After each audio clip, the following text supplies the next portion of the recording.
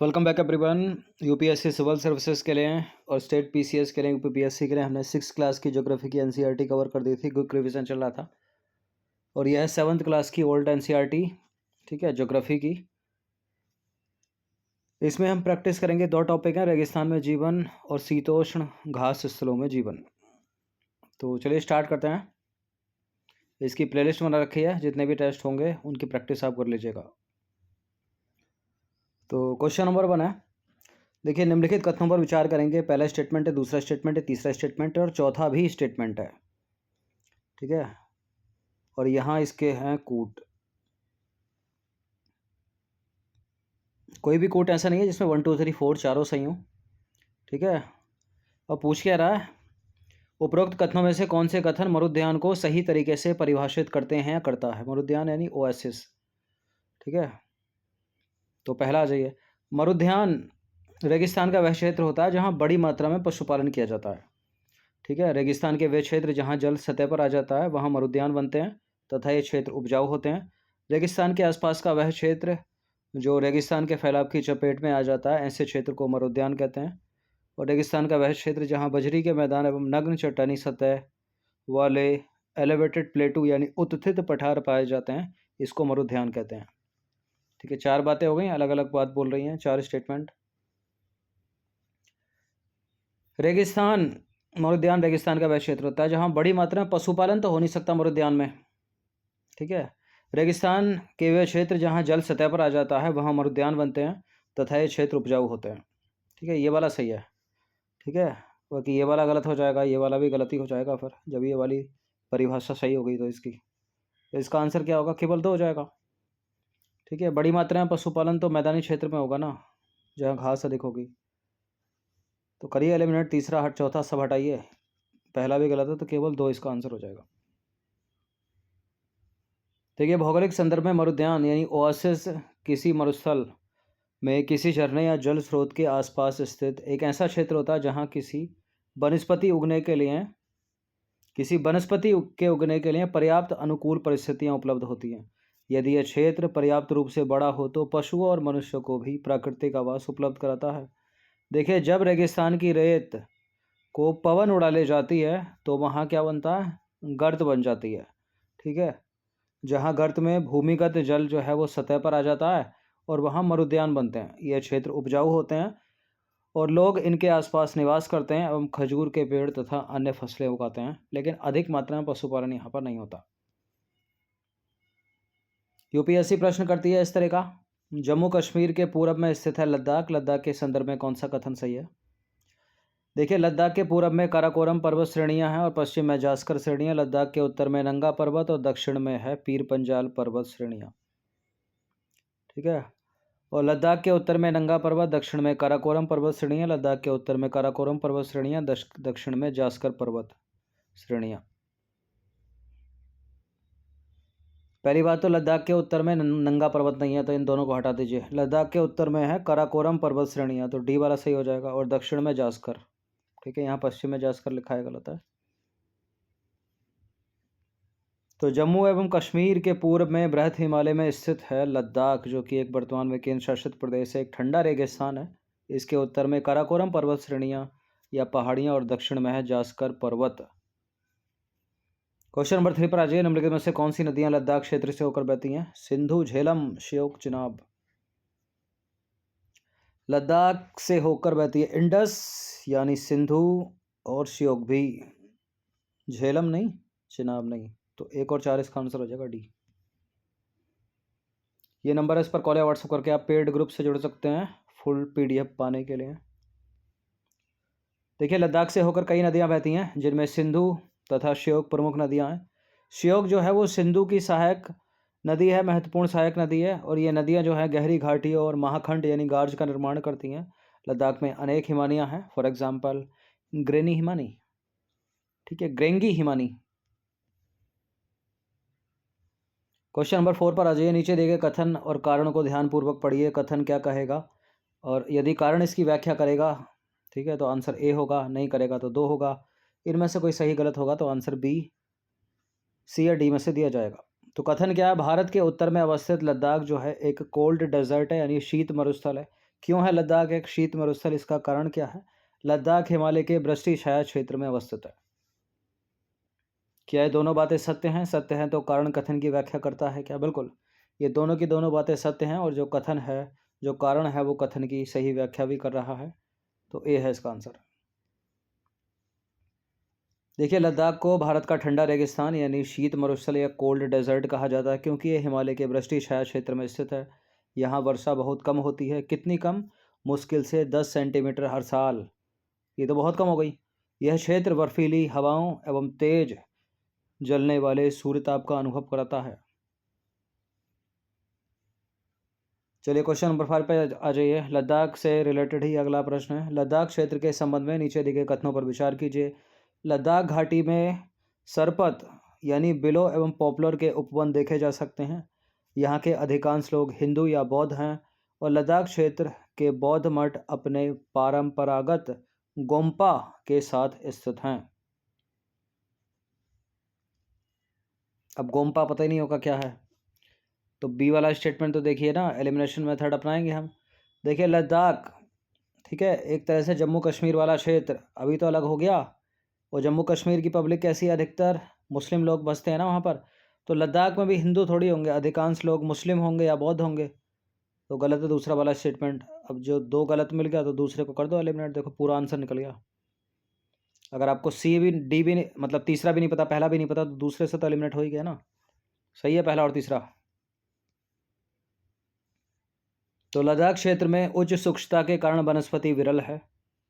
ठीक है, यहाँ के जानवरों के चरने के लिए कहीं कहीं पर ही घास एवं छोटी झाड़ियाँ मिलती हैं। घाटी में शरपत यानी बिलो एवं पॉपुलर के उपवन देखे जा सकते हैं। क्रिकेट का सबसे अच्छा जो बल्ला है वो शरपत यानी बिलो पेड़ की लकड़ी से बनाया जाता है। और लद्दाख के जो अधिकांश लोग हैं वो मुस्लिम या बौद्ध हैं, ना कि हिंदू और बौद्ध। तो गलत है दूसरा वाला स्टेटमेंट। बाकी लद्दाख क्षेत्र में अनेक बौद्ध मठ अपने परंपरागत गोम्पा के साथ स्थित हैं। गोम्पा यानी तिब्बती शैली में बने एक प्रकार के बौद्ध मठ के भवन या भवनों को कहते हैं गोम्पा। और भिक्षुओं की सुरक्षा के लिए मजबूत दीवारों और द्वारों से घिरे यह भवन साधना के लिए, पूजा के लिए, धार्मिक शिक्षा के लिए और भिक्षुओं के निवास स्थान होते हैं गोम्पा।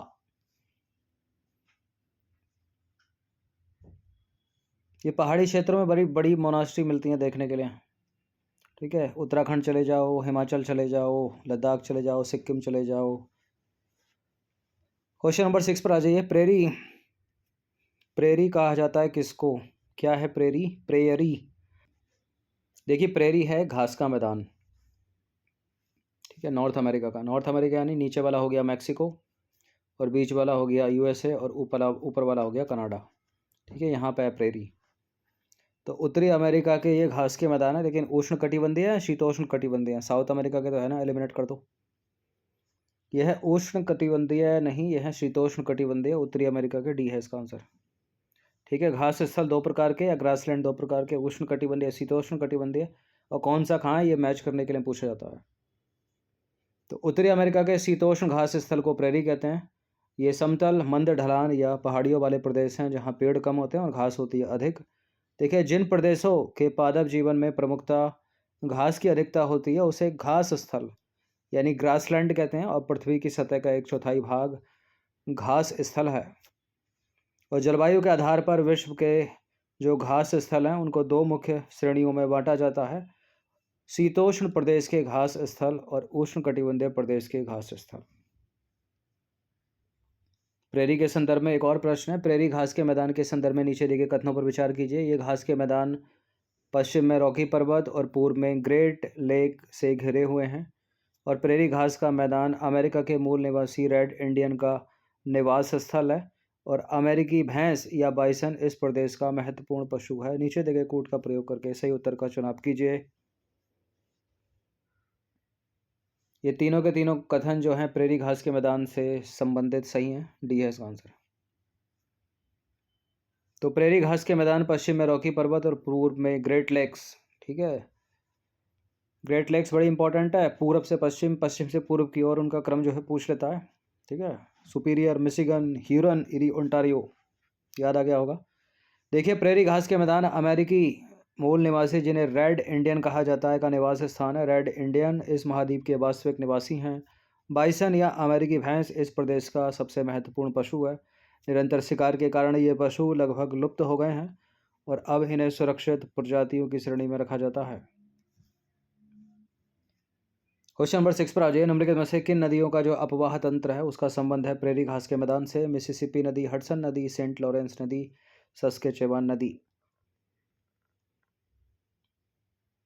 देखिए वैसे तो ये सारी नदियाँ अमेरिका में बहती हैं, ठीक है। अमेरिका का मतलब, नॉर्थ अमेरिका का मतलब नीचे मैक्सिको है और बीच में है यूएसए और ऊपर है कनाडा, ठीक है। प्रेरी घास का मैदान है यहाँ पर कनाडा में है और यूएसए में। तो हडसन नदी के किनारे न्यूयॉर्क स्थित है, बड़ा पूछते हैं, ठीक है। सेंट लॉरेंस नदी जो है ग्रेट लेक को अटलांटिक से जोड़ती है। यहाँ सही उत्तर मिसिसिपी नदी और सस्केचेवान नदी हो जाएगा, यानी केवल एक और दो इसका आंसर हो जाएगा, ठीक है। अपवाह, इन दोनों का जो अपवाह क्षेत्र है वो प्रेरी घास के मैदान तक है। देखिए प्रेरी घास के मैदान संयुक्त राज्य अमेरिका एवं कनाडा के कुछ भागों में फैले हुए हैं और अमेरिका के प्रेरी घास का जो अपवाहन है, ठीक है, यानी ड्रेनेज, वो मिसिसिपी तथा उसकी सहायक नदियों, जबकि कनाडा के प्रेरी घास का मैदानों का अपवाहन सस्केचेवान नदी तथा उसकी सहायक नदियाँ, ठीक है। क्लियर? तो दोनों आंसर यही होगा, एक और दो। बाकी हडसन नदी थी, एग्जाम में पूछ लेते हैं हडसन नदी को। न्यूयॉर्क शहर जो है हडसन नदी के किनारे बसा है और जो सेंट लॉरेंस नदी है वो उत्तरी अमेरिका की एक बड़ी नदी है और यह नदी जो है ग्रेट लेक्स को, ठीक है, जो ग्रेट झील हैं, महान झील, उनको अटलांटिक महासागर से जोड़ती है। क्वेश्चन नंबर 9 पर आ जाइए। दक्षिण अफ्रीका के शीतोष्ण घास स्थल को क्या कहोगे? स्टेपी तो यूरेशिया में है, ठीक है, यूरोप और एशिया में, इसको हटा दीजिए। डाउन्स ऑस्ट्रेलिया में है। बेल्ट, यही है बेल्ट, कैंपोज ब्राज़ील में।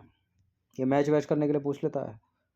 तो दक्षिण अफ्रीका के शीतोष्ण घास स्थल को बेल्ट कहते हैं और बेल्ट 600 से 1100 मीटर की ऊंचाई वाले उर्मिल पठार होते हैं। बाकी डाउन्स ऑस्ट्रेलिया, कंपोज ब्राज़ील और स्टेपी यूरेशिया। चलिए क्वेश्चन नंबर 10 पर आ जाइए। कथन कारण वाला सवाल है क्वेश्चन नंबर 10। निम्नलिखित कथनों पर विचार कीजिए। प्रेरी को विश्व का धान्यागार भी कहा जाता है। क्यों कहा जाता है? प्रेरी घास, प्रेरी क्षेत्र में गेहूं का अत्यधिक उत्पादन होता है इसलिए, ठीक है। वही क्षेत्र है ये जिसका अपवाहन करती हैं मिसिसिपी और सस्केचेवान नदियाँ। बिल्कुल, कथन और कारण दोनों सही है और व्याख्या भी करता है, तो ए है इसका आंसर। तो देखिए प्रेरी प्रदेश में वैज्ञानिक जो है वैज्ञानिक विधियों एवं आधुनिक उपकरणों के उपयोग से कृषि करने से जो है उत्तर अमेरिका विश्व के सबसे बड़े खाद्यान्न उत्पादकों में से एक है और गेहूं के अत्यधिक उत्पादन के कारण प्रेरी को विश्व का धान्यागार भी कहा जाता है। क्वेश्चन नंबर 11 पर आ जाइए। बेल्ट घास के मैदान के संदर्भ में नीचे दिए गए कथनों पर विचार कीजिए। देखिए इसके पश्चिम में कालाहारी डेजर्ट स्थित है। बेल्ट घास के मैदान, बेल्ट यहाँ का है कहाँ पर? दक्षिण अफ्रीका में। और जायरे तथा इसकी सहायक नदियाँ इस प्रदेश को सिंचित करती हैं। कौन सा सही है? बेल्ट घास के मैदान साउथ अफ्रीका, दक्षिण अफ्रीका में है। इसके पश्चिम में कालाहारी मरुस्थल सही है। जायरे एवं इसकी नहीं बल्कि दूसरी नदी है कोई, ठीक है, ऑरेंज। दक्षिण अफ्रीका के शीतोष्ण घास स्थल को बेल्ट कहते हैं और बेल्ट यानी इसके पश्चिम में जो है कालाहारी मरुस्थल स्थित है। तो पहला वाला सही हो गया, दूसरा वाला गलत है क्योंकि ऑरेंज, ठीक है, ऑरेंज एवं लिम्पोपो की सहायक नदियां इस प्रदेश को सिंचित करती हैं, ठीक है। ऑरेंज और लिम्पोपो की सहायक नदियां इस प्रदेश को सिंचित करती हैं, बेल्ट प्रदेश को, ना कि, ठीक है, ना कि जायरे एवं इसकी सहायक नदियां।